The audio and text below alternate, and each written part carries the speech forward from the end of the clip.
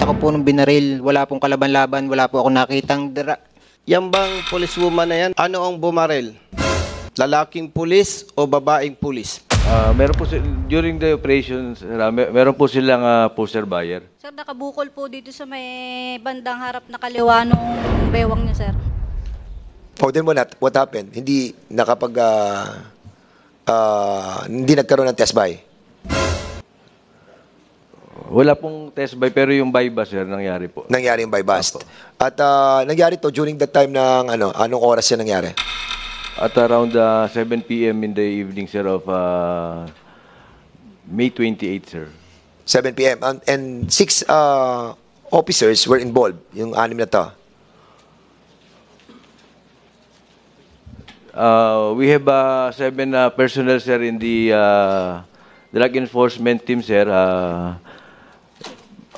Two are investigators. So yung sa bypass operation, sir, 5 po yung involved, sir. 5 Yes. yung involved. Siguro, we'll ask the yung family, can you kindly po sa amin, kwento ang nangyari sa sinasabi nila that it was a bypass operation, and according to your narration to Deputy Speaker and to us, it was not. So, you have the floor. Ito yung pagkakataon nyo. Magandang hapon po. Bali po, ako po'y kapatid ng binaril po nilang si Brian. Mga 6:20, basta po humigit kumulang ng alas 6, nabaril po yung kapatid ko. At nalaman ko pong 7 o'clock, dinala sa ospital, at 7 o'clock din sila nag-conduct ng operation po. 6:25 po, baril na po ang kapatid ko. Pero hindi po nila agad dinala sa ospital. Namatay po ang kapatid ko, naubusan po ng dugo. Saan po nila dinala? Napakasakit po, kitang-kita ko po nung binaril. Wala pong kalaban-laban, wala po ako nakitang na sinasabi nilang drug bypass operation po, wala po. Nang laban, wala pong baril. Nakasakay po ang kapatid ko sa motor. Pagbaba po ng sakay ng coaching grain, 2, binaril po nung isa. Wala pong kalaban-laban. Mr. Chair, if I may. Congressman Busita. Mr. Laresma, mga gaano kalayo ka doon sa pinangyarihan? More or less, ilang meters? Mga ito lang po, tsaka yung dulo Okay. po.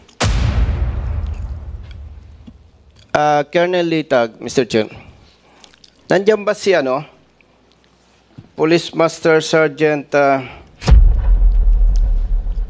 Makaraig? Dito po, Your Honor. Mr. Chair, pwede ba kay Mr. Police Master Sergeant Makaraig? Nandiyan ba? Yes, andyan. Ayan. Sige, you can ask question, Congressman Busita. Ilan yung operatives do sa insidente na yon? Bali po ay 5, Your Honor. 5.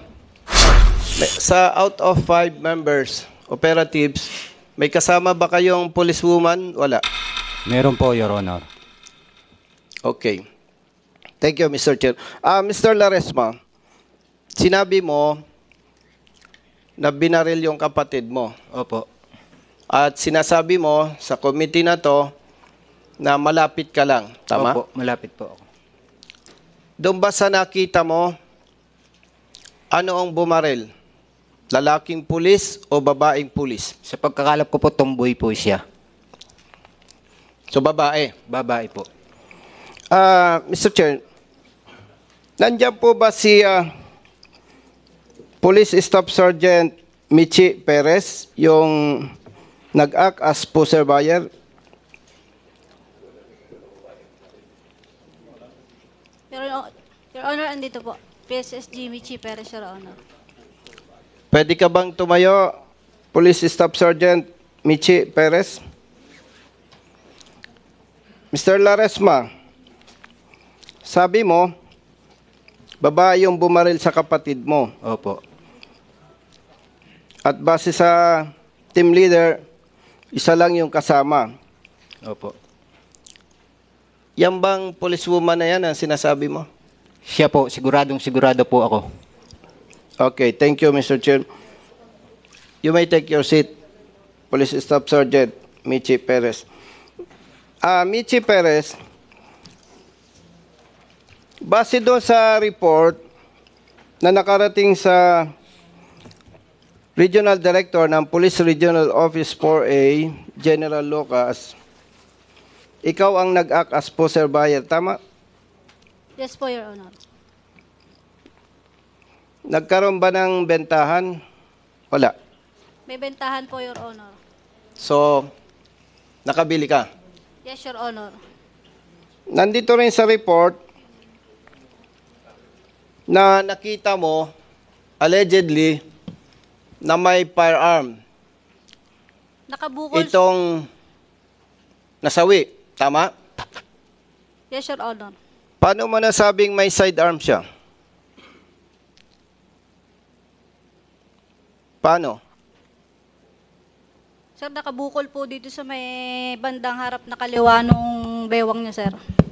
Bandang kaliwa, may nakabukol.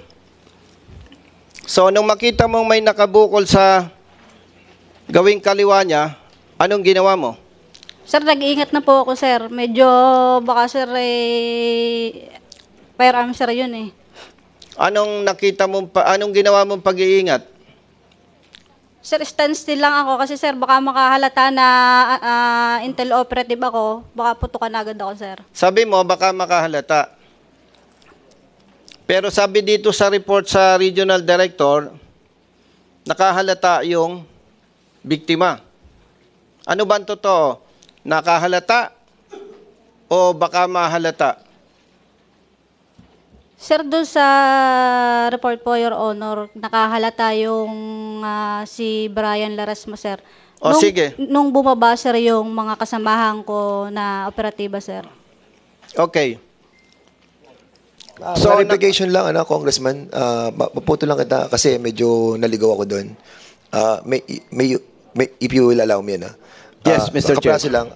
Yung bang pangyayaring yun, RD, saan ba nangyari yung incident nung barilan? According po sa report is sa may boundary ng San Juan and Chaong, Your Honor. So sa tulay, Tama. di ba may bridge doon? Yung boundary? Yes, Your Honor. So sa bridge nangyari yung barilan? Yes, Your Honor. Sa may tulay po. So kung sa bridge nangyari yung barilan, so yun ang inoperate nyo, sino to? Si Michi Perez. So doon talaga yung tagpuan ninyo. Yes, Your Honor. So nung nandun na kayo sa area, ilan sasakyan ang nakatigil doon sa bridge? Bale, sir, yung sinasakyan ko pong motor, at saka, sir, yung naka-position namin na nakasasakyan na 4-wheel, sir, yung Vios na green. Bale, sir, dalawa yung sasakyan. Pero magkalayo, sir, sila nung So ka-text mo si Laresma. No, Your Honor. Paano ka nag-post sa kanya na bibili ka? Your Honor, Paano mo siya na-contact? humigit kumulang, Your Honor, 640 ng... Hindi, tinatanong kita, paano mo na-contact si paano mo siya nagsabi, paano nasabi na, magkita tayo dito sa tulay kasi bibili ako ng droga. Your Honor, yung confidential asset po yung kausap niya. Hindi, paano nga kayo magkikita doon? Paano mo siya na-contact? Kasi po sure ka, di ba?